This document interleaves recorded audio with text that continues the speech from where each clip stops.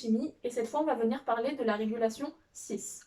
Donc avant qu'on attaque l'exo, on va reprendre quelques notions de base qui vont nous permettre de comprendre le principe de résolution.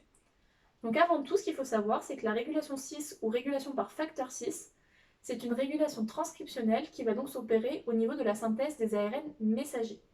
Concrètement, qu'est-ce qui se passe? Dans votre génome, en fait, vous allez retrouver des petites séquences, dites 6, qui vont répondre de manière positive ou négative lorsqu'elles sont mises en présence de substances spécifiques. Par exemple, une séquence 6 positive, lorsqu'elle est mise en présence de la substance à laquelle elle réagit, elle va permettre une augmentation quantitative de l'expression de certains gènes qui vont se trouver après la séquence 6 dans le génome. Même principe si c'est négatif. Si on prend un exemple, par exemple le cortisol, vous mettez le cortisol et votre séquence d'ADN dans un même milieu. Si cette séquence d'ADN contient une séquence 6 positive au cortisol, vous observerez une augmentation quantitative de l'expression de certains gènes présents sur votre séquence. Et même principe, si c'est négatif, vous aurez diminution ou freinage de l'expression des gènes en présence de cortisol. Donc maintenant qu'on a fait ça, on va passer au principe général de l'exercice et on va voir comment ça se passe. Vous aurez systématiquement 3 éléments qui vous permettront finalement de résoudre et de répondre aux différentes questions de votre QCM ou de votre exercice. Vous aurez un plasmide, un gène à insérer décomposé en différents fragments et un tableau récapitulatif de l'expression quantitative. On va prendre chaque élément un peu séparément et vraiment voir quelles sont leurs caractéristiques propres. Si je prends mon plasmide, j'ai déjà un gène qui est présent sur ce plasmide. Ici, le gène G, c'est un gène qui est appelé gène rapporteur. Ensuite, vous aurez une séquence, un site de coupure d'enzyme de restriction. Ce site vous permettra d'insérer les différents fragments de l'autre gène dont vous disposez. Ce gène, comme je vous l'ai dit, il est décomposé en fragments de différentes tailles. Et ce qu'on sait, c'est que dans ce gène à insérer, c'est là que vous contiendrez potentiellement des séquences 6 positives ou négatives à différentes substances.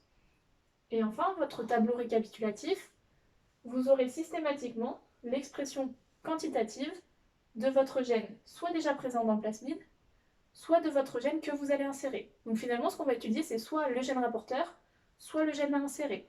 C'est une donnée qui sera systématiquement précisée dans l'énoncé, où il n'y aura pas d'ambiguïté là-dessus. Ce sera soit l'un, soit l'autre. Donc maintenant qu'on a les données de cours et le principe général de l'exercice, on va venir s'intéresser un peu plus à notre problème. Donc ce sont les QCM 33-34 que vous pouvez retrouver dans la colle numéro 3 de 2019-2020 sur Community. Donc ici, qu'est-ce qu'on nous donne? On nous donne un plasmide A qui contient un gène G et un site de coupure EcoR1. Ce site de coupure va nous permettre d'insérer différents fragments du gène L présenté ici, le fragment B, le fragment C, le fragment D, avec noté systématiquement le nombre de paires de bases de chaque fragment.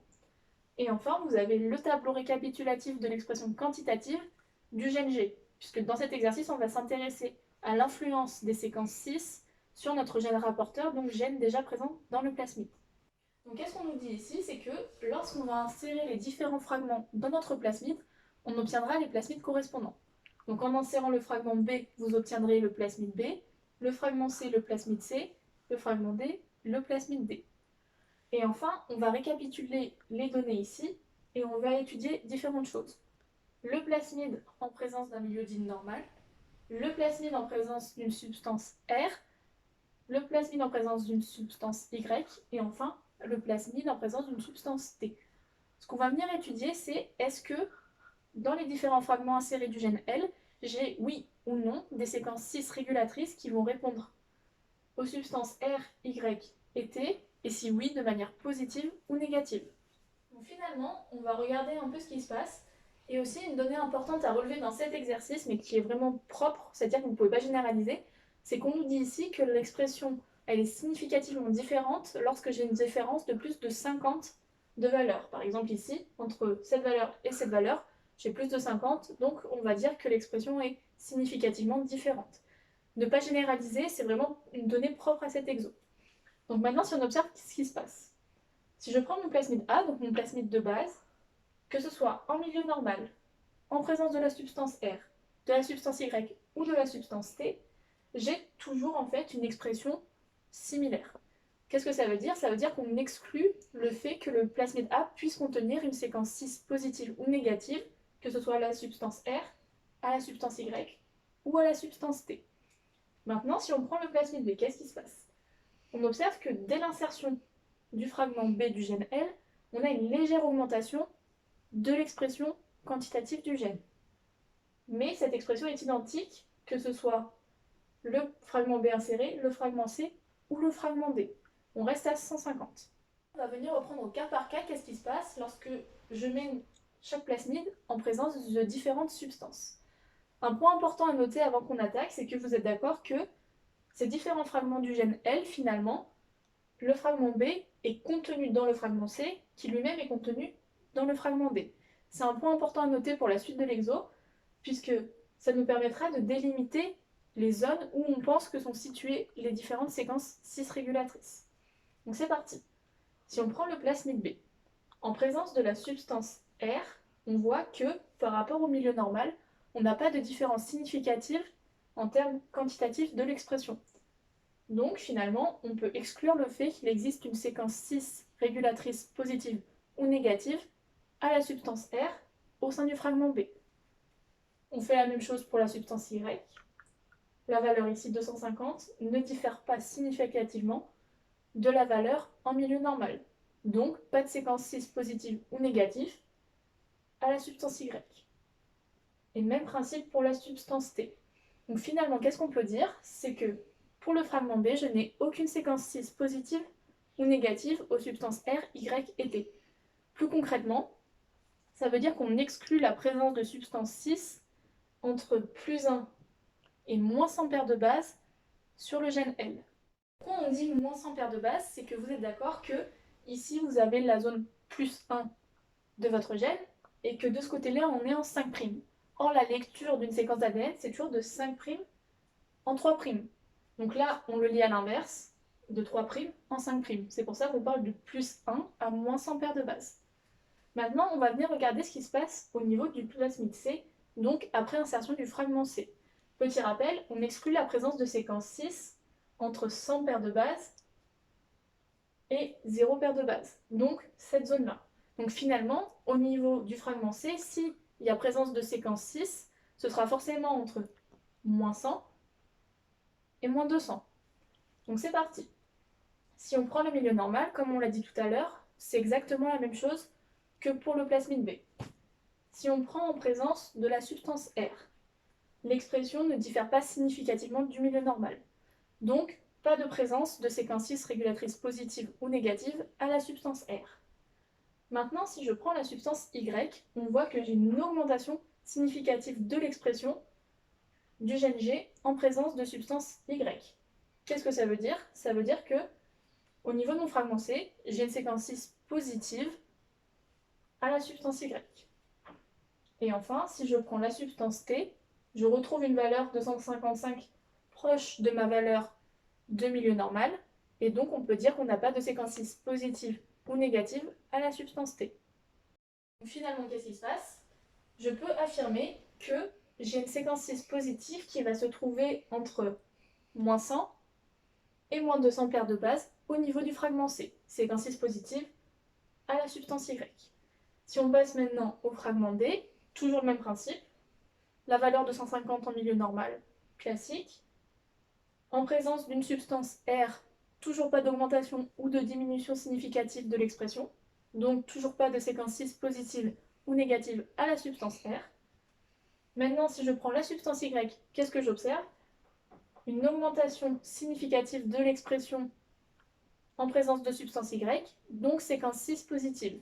Or, et c'est là que je reviens à ce que je vous ai dit au début, on a dit que le fragment C était contenu dans le fragment D. Donc finalement, la séquence 6 positive OY qui est présente entre moins 100 et moins 200 va venir se retrouver ici au niveau du fragment D. Et donc c'est cette séquence 6 qui va permettre une augmentation de l'expression. Et enfin, en présence de substance T, qu'est-ce que j'observe? Une valeur de 0 et donc une diminution significative de l'expression du gène G en présence de substance T. Là, j'ai identifié que, grâce à ma valeur de 0, que je compare avec cette valeur-ci, j'ai une diminution significative de l'expression du gène G en présence de substance T, donc séquence 6 négative. Or, qu'est-ce que ça veut dire? Si cette valeur diminuée n'était pas présente au plasmide précédent, donc au fragment C, ça veut dire que la séquence 6 négative se trouve forcément entre moins 200 et moins 400 paires de bases sur mon gène L. Puisque si elle avait été contenue avant, j'aurais forcément retrouvé cette diminution directement avec le plasmide C. Finalement, si on récapitule tout ce qu'on a vu, le fragment B, on a dit qu'il contenait aucune séquence 6 positive ou négative, que ce soit la substance R, Y ou T, puisque pour chacune de ces substances, on n'observe ni augmentation ni diminution significative de l'expression par rapport à l'expression en milieu normal. Ensuite, pour le fragment C, on voit qu'on observe une augmentation significative de l'expression en présence de substance Y. Or, comme on a dit, le fragment C contient le fragment B, donc on peut exclure que cette séquence se contienne entre plus 1 et moins 100 paires de bases. Donc la séquence 6 positive à la substance Y du fragment C se trouve forcément entre moins 100 paires de bases et moins 200 paires de bases.